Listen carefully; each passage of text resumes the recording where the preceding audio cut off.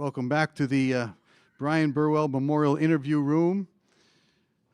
Rules are the same. Everyone knows them. Let me give you some notes from the game. UNI shot 71.4% in the first half tonight, 20 of 28, becoming the first team in MVC tournament to shoot 70% in the half since 2006.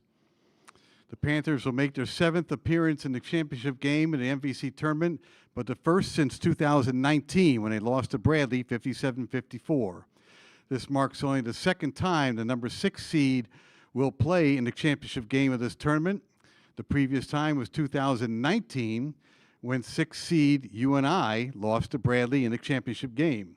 Panthers earned their 4th straight victory, improved to 22-12, the most wins of the school since going 25-6 during the 19-20 season, 2019-20 season. Panthers are now 40-40 all-time against Bradley. The Braves had a 2-game winning streak snapped, moved to 21-12. The Braves' MVC tournament record moves to 44-43.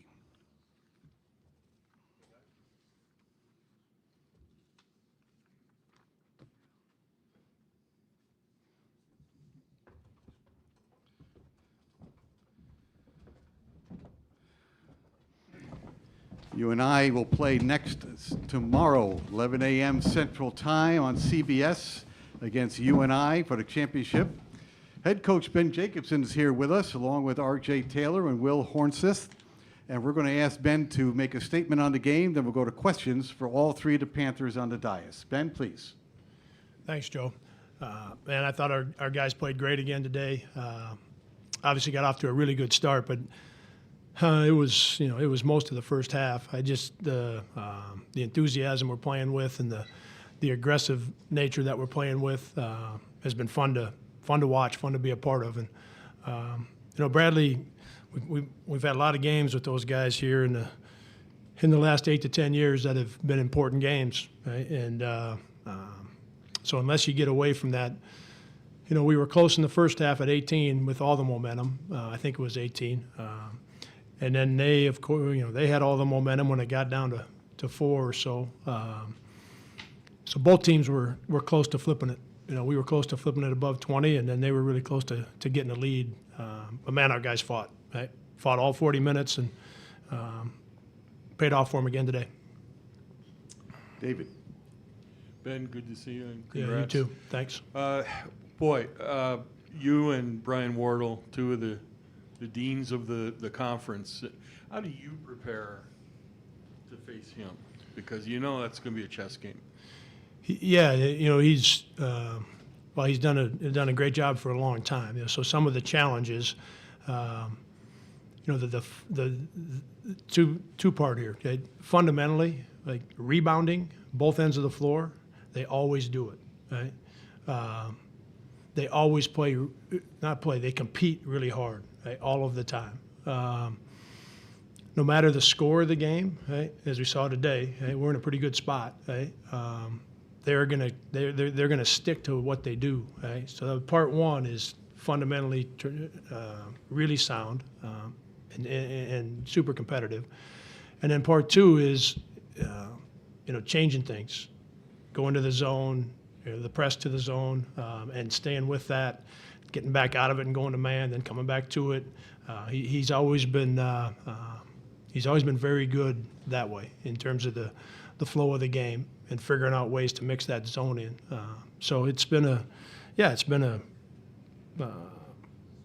heavy competition for a number of years, right? and he's done a terrific job, obviously.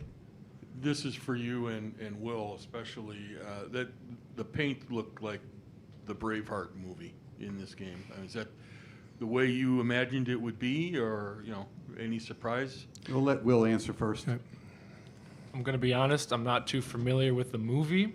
I'll cover that part. Will. Yeah, but I'm assuming something to do with a battle down low. That's what I'm guessing.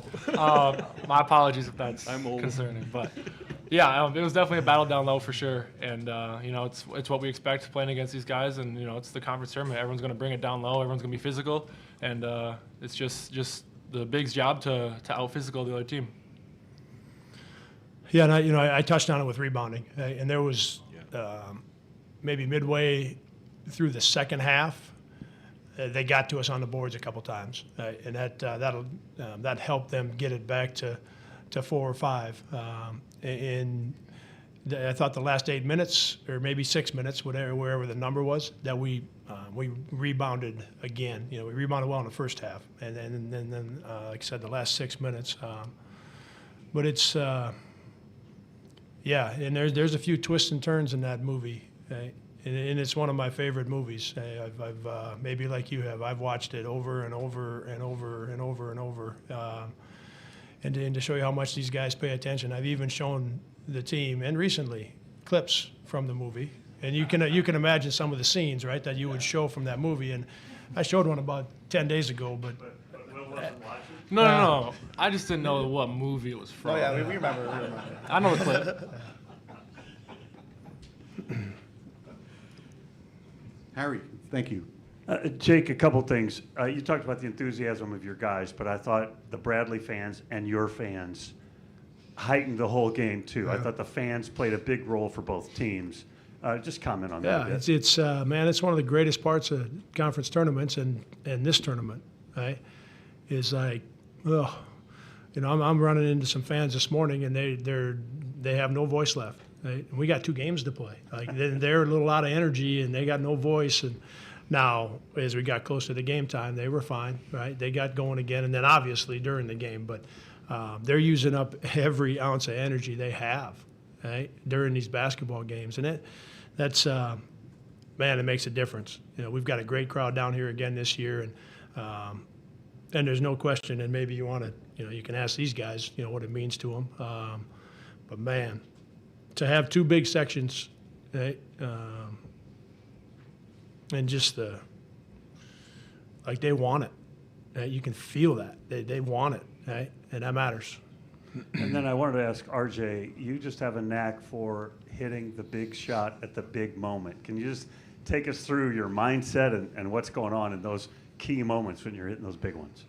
I think the biggest thing is just being ready to go no matter what happens. That's the reason I came to UNI was to play in a game like this today and to play in one tomorrow and keep playing the rest of the month. And so I think it's just being ready to go, and when you love your team like I do, and we love each other, like I'm not doing it really for myself as much as I'm doing it for everybody else.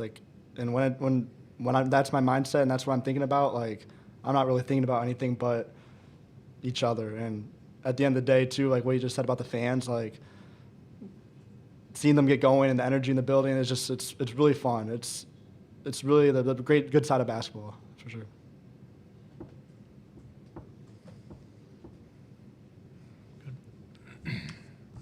Anything else for the Panthers of UNI? All right, gentlemen, thank you very much. Joe, you have one? Congratulations. Oh, you do have one? Raise your hand high. Coach, I just wanted you to talk about what's in store on Sunday. Well, there's lots of challenges there. We haven't seen each other for a little bit. Our first game, if I'm remembering correctly, was the December game. And then the second one was a little while ago now, so we haven't seen each other for a bit.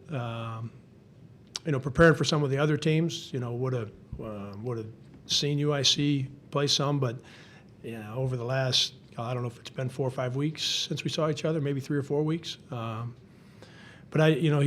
Rob's done such a terrific job, and he's, I talked about Brian and his team competing really hard and playing really hard. Rob has done that with his team, and his guys do. They compete at a really high level, right? And then defensively, they come after you, right?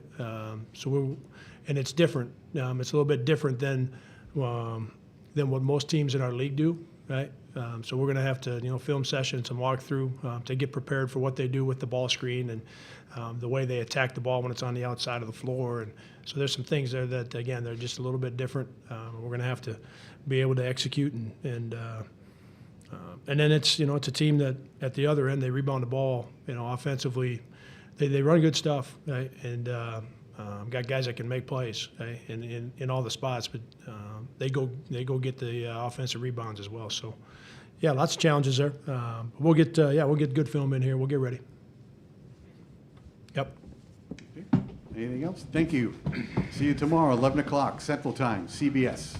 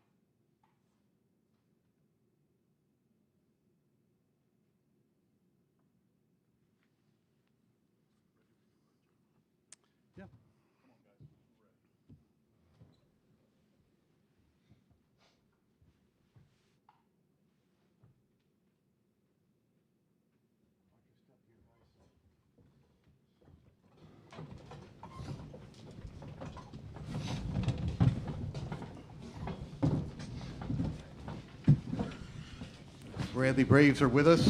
Jaquan Johnson, Timothy Vanderkamp, Knapp, and A.J. Smith represent the student body. We have head coach Brian Wardle in the middle. We'd like to have Brian make a statement on the game, and then we'll go to questions for all four of the Braves on the dais. Brian, please. Oh, congrats to Jake and UNI. Played a really good game, especially first half. Shot the ball extremely well. Tough game. Proud of the team. Proud of our second half. We came out, brought the fight.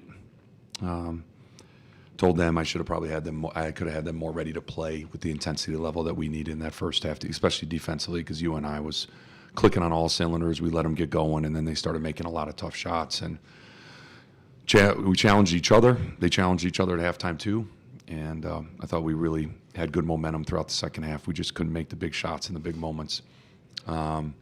So give UNI credit. They're playing very well right now. And it's obviously heartbreaking for me and for these four seniors because they came here to get an opportunity to go to the NCAA tournament, and we fell short.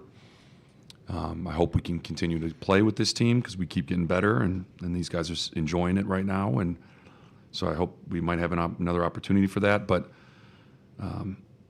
just tough. It's a tough loss. They're all hard when you're in the Arch Madness and you don't win it. And, this is a hard one on all of us.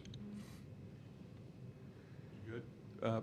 Brian, the coaching never stops, obviously. What did you say to these guys after, in those moments when you were together in there? Well, a lot of emotions are high, a lot of tears. Apologize to my seniors for not getting them to the tournament. It's never easy to say as a coach. Proud of them.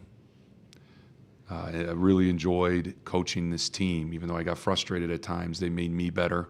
I hope I made them better in ways. And it's been an evolving process this year. It's been a lot of fun to see the growth from November to now. And we can play better, but we just, we didn't shoot the ball great today. But they can lay their head on the pillow when it comes to their fight, their effort, their energy. and especially how we turned the tide in the second half and had great runs and had some momentum at many times. Just couldn't put them, couldn't cut it to 2 or 1 possession game ever. Just got it to 2 possessions a couple of times. Just couldn't get it there. So you never want to have regrets when it comes to your effort, your toughness, your aggressiveness, and your belief. And we had that, and I was very proud of them, and I'm proud of my staff. I thought my staff probably coached their best, probably our best half of coaching, to be honest. In the second half, my staff was locked in and on point, and proud of them too.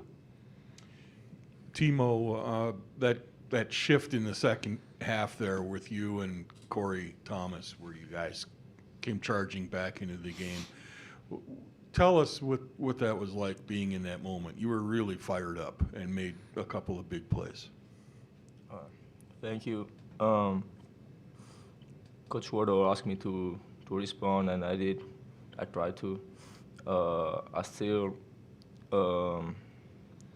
had some bad defense, so I'm not really proud of what I did, but thank you for that.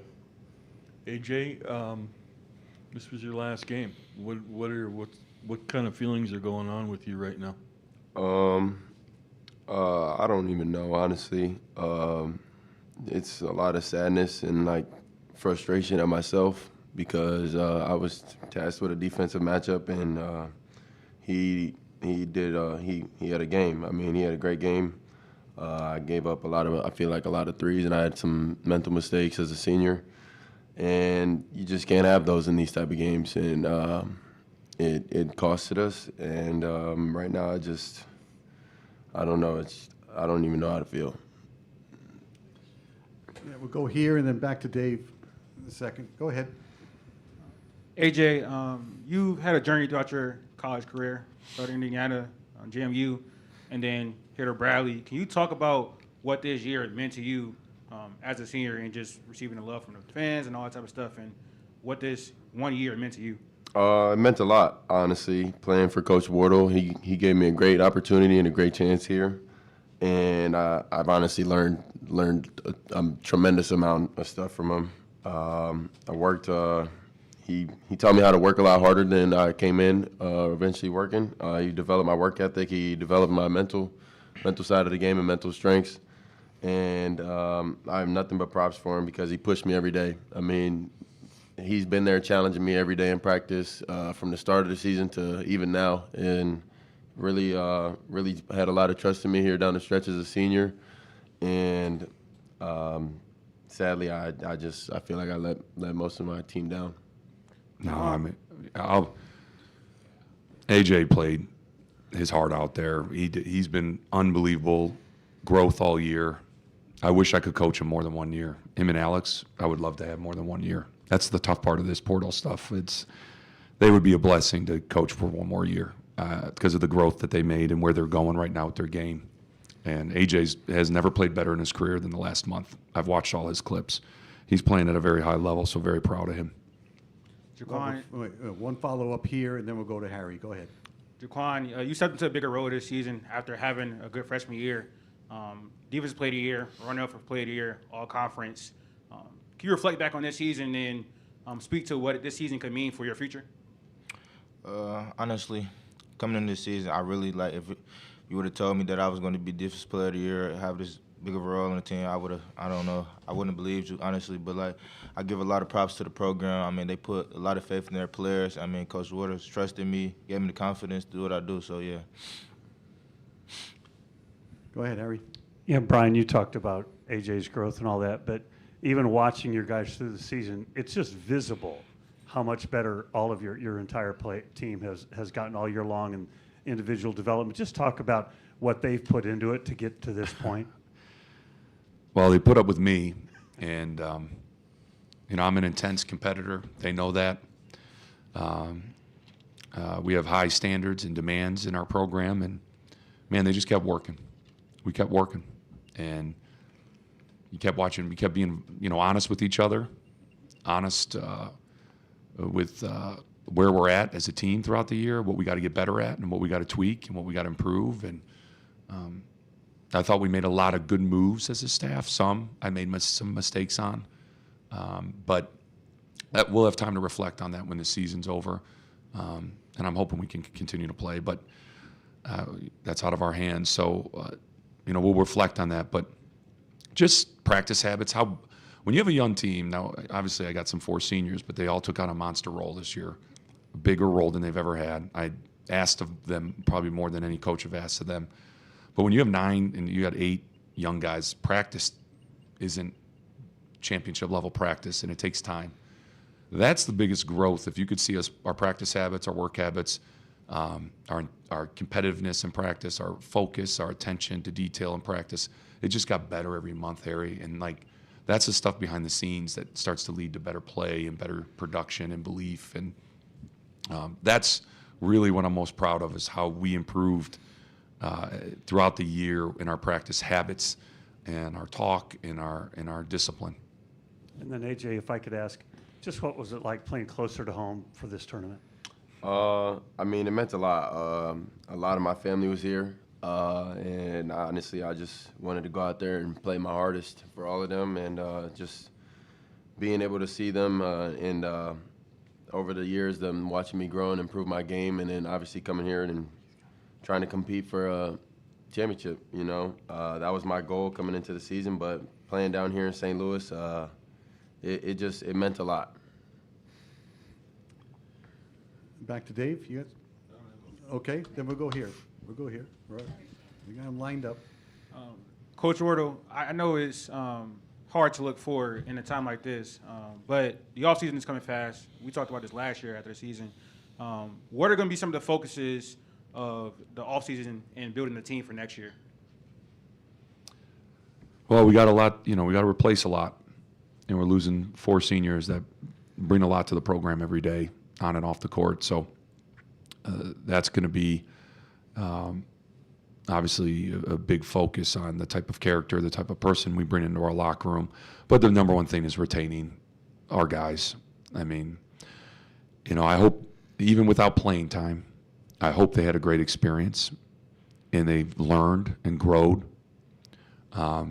Because if you've seen our program, you're going to get better and your role's going to get bigger if you put the work in.